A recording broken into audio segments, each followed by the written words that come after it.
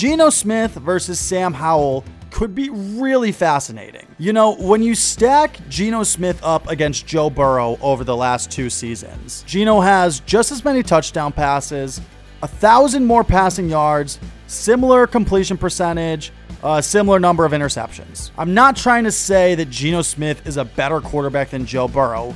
He's not. The Seahawks would take that trade in a heartbeat, and everyone on the Bengals staff would get fired if they attempted that. But we don't even talk about Geno Smith as if he's in the same league as Joe Burrow. And I know Burrow got banged up last year, so that accounts for some of the yards discrepancy. But look, overall, Geno's thrown just as many touchdowns over the last 2 seasons. Okay, you don't like that comparison? How about this one? We love talking about how promising Justin Herbert is and how good Justin Herbert is. But in the last 2 seasons, Geno Smith has a better record, better completion percentage, better rating, more yards, more touchdown passes, more rushing yards.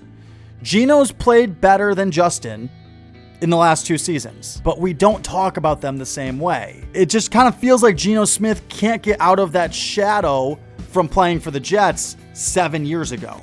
And if you take a really deep look at things and really think about Geno Smith's career, was he really all that bad 7 years ago when he left the Jets? You know, he was drafted by them 10 years ago, only played for them for 3 years. Was he really that bad, or was it the head coach who got fired because he clearly wasn't doing a good job? Was it the offensive coordinator who got fired? Was it the offensive line that sucked? There's a million things that were dysfunctional about the Jets, and we love to, and we do it to this day with the Jets, where we pin it all on the quarterback for some reason. But if you don't put a good team around the guy, how's he going to be successful? So I don't know that we actually got a fair look at Geno Smith 10 years ago. 10 to 7 years ago. And then he went to the Giants and got 1 start. They benched Eli Manning because things weren't going well. This was later in Eli's career. Giants weren't playing well. They benched him, put Geno in for 1 game. Geno didn't play well. But if Eli Manning, who everyone thinks is a future Hall of Famer, definitely could be, if Eli Manning couldn't get that team turned around, and Geno Smith can't get that team turned around, does that say anything about Geno Smith? I don't think so. And then he goes to the Chargers, we never saw him play for the Chargers, didn't get a chance. When he finally got his chance with the Seahawks, playing for a good offensive coordinator, a better offensive line, a great receiving core, suddenly Geno's playing great. What if Geno was actually great this whole time and just never got a fair look? He's playing better than Justin Herbert.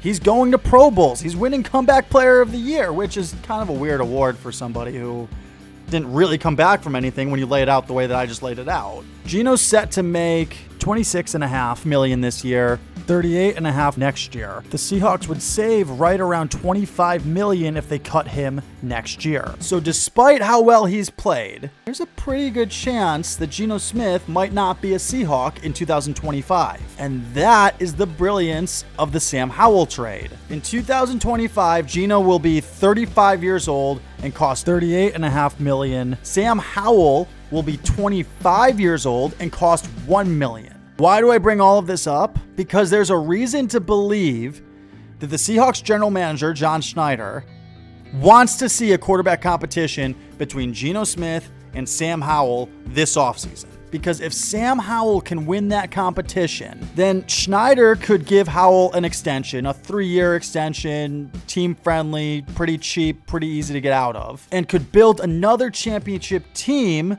with the money he saves. He could build around Howell, similar to how they built around Russell Wilson's rookie contract when Wilson was a rookie for the Seahawks. They won a Super Bowl, went to another one, incredibly dominant team for a bunch of years there. And if that winds up happening, if Sam Howell does win the quarterback competition, then maybe Geno's got some trade value at some point this year. I'm not saying right away, because why am I going to trade for a guy that just lost a quarterback competition?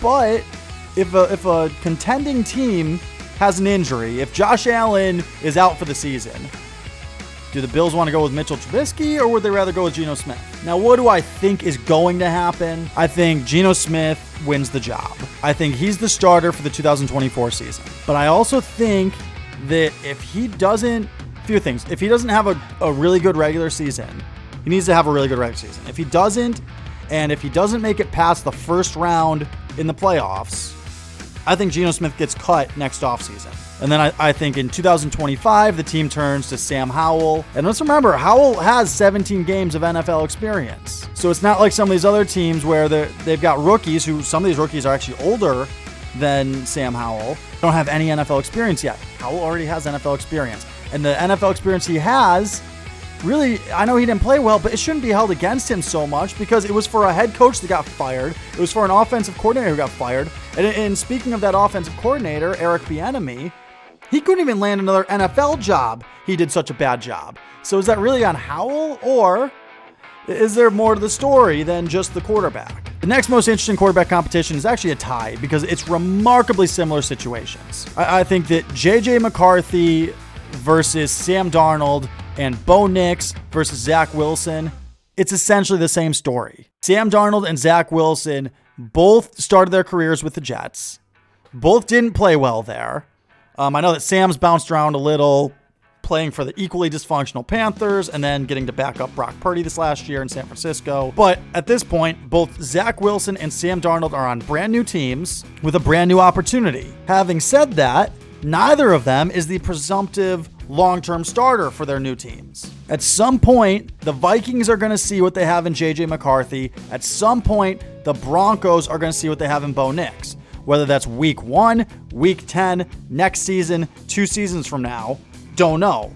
At some point, they're going to see what they have, though. Barring Sam Darnold or Zach Wilson or both playing surprisingly well, as in like MVP caliber well, it's hard to see how they don't get benched at some point for Bo Nix or JJ McCarthy. In the case of the Vikings, I'm predicting that Sam Darnold actually is going to be the week 1 starter. I think Kevin O'Connell is going to want JJ to learn behind Darnold for a little bit. I think he's going to want to develop him a little bit more. I just get the feeling that O'Connell might be open to being a little bit more patient. But if things aren't going well, then we could see McCarthy come in as early as week 6. In the case of the Broncos, I think it's the other way around. I think Sean Payton wants to play with his new toy right away. So I think that Bo Nix is going to be the week 1 starter. I think that if Bo Nix doesn't play well, if things go poorly, maybe at some point Peyton will see what he has in Zach Wilson. But I think Bo Nix is the guy. The next most compelling quarterback competition is Drew Lock versus Daniel Jones. Remember, there was a key piece of information that actually came from John Schneider this offseason. He said that before the Sam Howell trade, he actually did want to re-sign Drew Lock to be a backup to Geno Smith again. But the Giants assured Lock that he would have an opportunity to compete for the starting job. And when you look at his contract, it pretty much says as much. If he takes 70% of the snaps, there's an additional $1 million in there for him. Performance-based incentives, he's got team incentives regarding playoff berths. That's worth up to another $2 million. So Drew's making a minimum of $5 million this year, but he can get up to $8 million if he's the starter and hits all the benchmarks. That probably means the Giants are open to that possibility. Bottom line, the Giants screwed up by giving Daniel Jones that massive 4-year, $160 million contract after all he threw was 15 touchdowns the season before. That's the second most of his career, by the way. He's only gotten into the 20s in touchdown passes once, and it was his rookie season. But the Giants do have an opportunity to put that massive contract mistake behind them because they can get out of Daniel Jones' contract next offseason, and all they have to eat is $22 million in dead cap.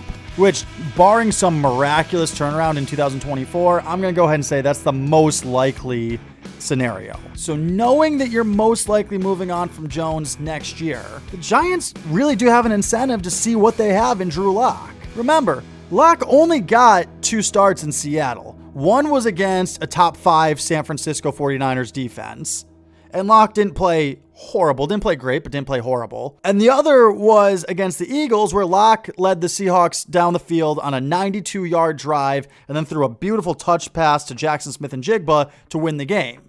Lock was the man that night. Kind of similar to what I was saying about Geno Smith earlier, we haven't seen a lot of Drew Lock. Not since his first team, and that first team, the Denver Broncos, were dysfunctional in the time that Lock was there.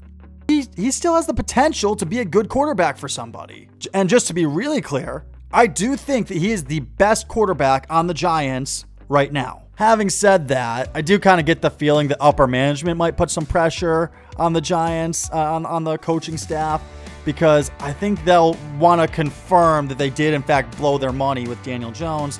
So I think Jones probably will win the job and probably will be the week 1 starter, but I think it's going to be on a very short leash. And if he plays as pedestrian as he always has, good chance that by week 6, maybe week 7, depending on where the Giants' bye is, good chance Drew Lock does get his shot this season.